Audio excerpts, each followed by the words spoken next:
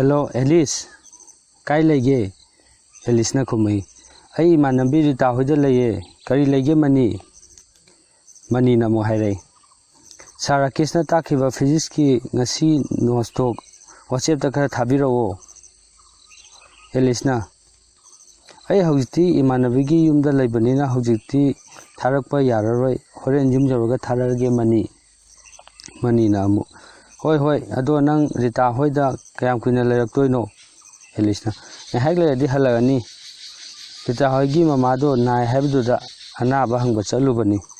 Mani na. Oh, rita hoigi mama narabo kari oina narino. Alice na mo hairai. Ngahandagi masado lengba khotpa ngamdre haye. Mani na mo. Doctor gadi tanadro. Alice na mo khumai. Doctor Birendra tanai haye. Mani na mo. Rita do exam manak sida amuk farak tare do. Mamangi exam da sumapa nabdagi hospital dagi exam thabala khibani. Handak na mo mama naragaba. Ma se marai bakti thire. Alice na. Hoi marai bakti thire mani. Mani na. Ado nang horen jawraga note sing do khara thabiro ko ai thamage. Alice na. Hoi ai tharake. Alice numidang wairam pung manga tare mana yum yorakpada. Yum yorakpada freeze ta yauba ising aingba bottle ama thakchili ngahak pothaba oina mahakna chemjaba leikol macha duda horiba leisingdu ising chaibi ising chairingeida ngasai manina note sing tharagu haibadu ningsing laima haima aidi ngasai manina no tharagu haibadu kaurure leising se chaiba loiraga thabirage pung tarung makhai tare mahakna manida WhatsApp ta note sing thakibadu note sing do hek thakibaga mahakna ngasai ojara kisna college ta taglakhiba physics ki note sing do pakatuna yengba hawi paba hek hawbaga college tagi halakpagi wabaga thaba inkhang khara losilubagi wabaga mahak wiri tawrai ngahak leragadi mahak mang lai Alice na oja kadai chalino ojara kisna Alice nangdi bazar sida kaidoramino aibudi lairik ama leiba laklambane Alice wa ngangdabida ojada munna yengduna lei ma wa ngangani haiba kaukre ojada yamna munna yengduna lei maki mawongduda ngakladuna ojara kisna hanglai Alice nangbu kaidorage ha Alice nangbu bazarda kaidoba lakpano handaksu pakhum pirakte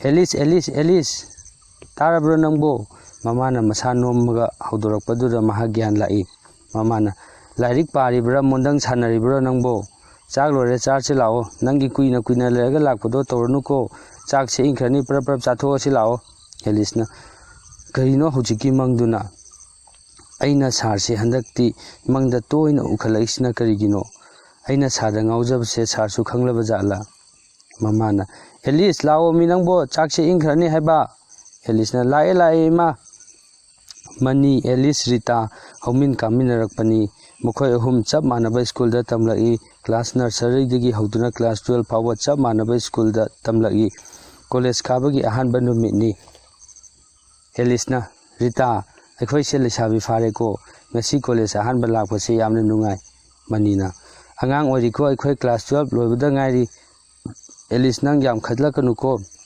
larik mapung phana khankhisi tamkhisi Alice na kaino mani nangbo angang no adum lairage haribro film da su college pu karabadi lesabi phari dudi nangbo film ga mata yengdraba manina hoi phare noina khaningba khanjaro angang ni khangera pakhang ni khangera makhoi ani gi wari do marak thalaga Rita na hairai yare nakhoi ani gi marai do losilo akhoi hoji angang oidrabani angang oiringe gi marai pangyeta yenabado toglasi Alice na chummi Rita na haiba class 12 phawbadi ima babana question senaido hojikti college karabadina gyan tarendana ima babana thindabida college la isini mani nam nabani amuk manakraba aina lanba tare do phare mi ayambana vote kai haibaduni nabani sulande aisu chumi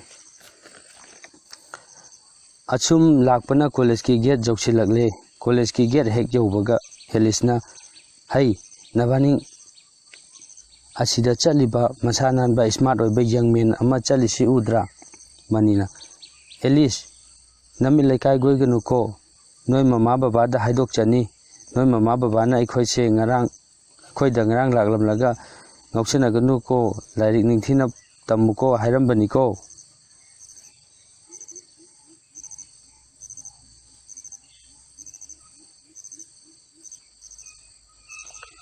Ritadi Elisna hairakpa wahidagi kharadi chingnaba haukhre. Ritana hairagi, Elis nang nupa duda ngawba malida. Elisna adui nate he phajai haibani. Manisu Eliski ahongwa wakhaldu khanglagi makhoi ahumdi angang oiringidagi yamna luna tinarakpa marupni. Makhoi amana amagi maramda ningthina khangnai. Makhoi ahum gyan taba marup ngaktani. Classroom yoksilakpada munna manina hairagi, yare wari toklasi classroom yoksilagle. Makhoi ahum classroom da changle manina mapa nuparom da phame. Elis amasung Ritana nupigi ahum subaro da phami. Classroom du da mani yangkai muktang phami. Minute manga muk lairaga ngasagi smart oiba young man du classroom da changlegi. Mahakna register ama puraga changlakpanina chhatra singna ojani adum khangle. Elisti ojadu changlakpadu da yamna harawi masada haifam tofom khangdaba ama phawi. Ojaduna chhatra singda magi masak tai. Aigi ming Rakesh kawi. Aihak khangmi bandagini. Aihakna nakhoi first semester da thermodynamics takani. Aisu handakta nogi college sinda join tawbani. Aigisu masak taklabani na nakhoi gisu aingonda naming lepham takloko. Ahanba class to the introduction tawraga wari khara tawraga loisenkre. Elis Mani Rita college halakpada wari saduna halai Ritana. Elis karino nang ngasai Ojara Keski class da introduction tawda maming haibda latliduna. Elisna Rita ai gyan men tahaudre da. Ai ojadu ikaibana aibu kai haikhigene Manina. Nangdi kaigi ikairiba ojadubo. Elisna aisu khangde da karigino Mani. Ritana nang ojadu da ngawre ko. Elisna Mani Rita noi kanamta da haidokanu ko ai yam ikai ko. Manina haidokpiroida ado nang control da layu ko. Ritana Ojara Kesto chahi kunmari muktang suda ngairi haye. Moi manaktagi imanabi amana hairakpani. Manina masoktu yamna angang mali chahi kunmari da kamaina college ki oja oirijano. Ritana yamna honaba kali haye jare fauraga oja changlakpani haye. Manina Elis Rita akhoi hum sitagi kainarasi ai ada laiba auto se asida chatkhage nabani noigi bus to ngaimina khoko. Rita hoi Mani nang halamo. Elisti Ojara Keski wari sanabaduda ikaibana wangangbang ngamdre. Ojara Kes yamna honaba kanba ojani maki class matam chana hawi matam chana class loisili. Nomata mahaki class tawdana tokte aduga chhatra singna yamna pamba oja amasu oi. Elis Ojara Kespu yamna pamjai. Mahakna lairik takpagi moong chang naiba honaba kanba saugandaba chhatra singidama khanbiba amadi mahaki magun mayam pumnamaksu pamjai. Mahaki matau tamduna Elista natana atai chhatra singsu yamna kanna mai pangnaba honai. College kabagi aroiba numini Rita Elis Mani Ojara Keski kada changlai. Ojara Kes na hairai, Mani Elis Rita kaigino thong marumda noina leidubo changlu laune. Makhoi ahum changlai. Ojara Kesna makhoi ahumbu chaukrida famhali. Manina Oja akhoi ngachina college ki aroibanina ojagi nakta amutang changjiramge tawbani. Ojara Kesna noigidi ngachina loireko college se hengdagidi noi uba phanglaroi khanbade aisu nungaite. Ritana Oja akhoi college kadasu ojagi nakta toina lakanida. Ojara Kesna lao noigidamak thong launa hangduna thamli. Manina mu Ojana akhoi chahi ahum college ta takpirakpase akhoi gi laibak phabani. Oja de akhoi gi lambi takpibani. Ojara Kesna Mani Oja haibasidi chhatra singi lamjim langtak pinabagidamaktani Mani. Aduna aigi tafam thokpadu thabaktu aina pangthokjabani. Nakhoisu nakhoina punsida tawge khanba thabak singdo mai pakna pangthokchau. Ritana Oja aidi imungi phibamna yadabadagi ai second semester karakpada college toke tawrurabani.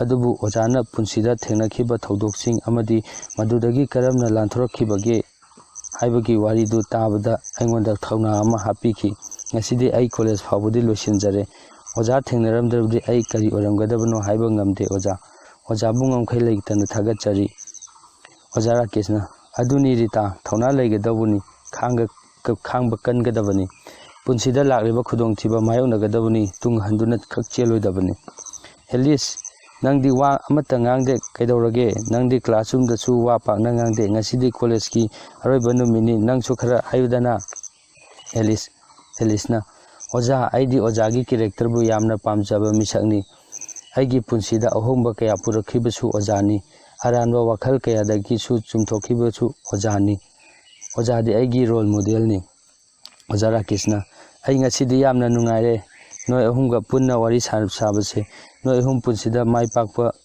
ꯃꯤ ꯑꯃꯃꯝ ꯁꯣꯏꯗꯅ ꯑꯣꯏꯔꯛꯀꯅꯤ ꯑꯩꯍꯥꯛꯅ ꯊꯥꯖꯩ꯫ ꯃꯅꯤꯅ: ꯑꯣꯖꯥ, ꯉꯁꯤꯒꯤ ꯅꯨꯃꯤꯠꯁꯤ ꯅꯤꯡꯁꯤꯡꯗꯨꯅ ꯂꯩꯅꯕ photo ꯑꯃꯠꯇ ꯀꯥꯞꯃꯤꯟꯅꯁꯤ ꯌꯥꯒꯗ꯭ꯔꯥ? ꯑꯣꯖꯥ ꯔꯥꯀꯦꯁꯅ: ꯋꯥꯏ ꯅꯣꯠ? ꯀꯔꯤꯒꯤ ꯌꯥꯔꯣꯏ?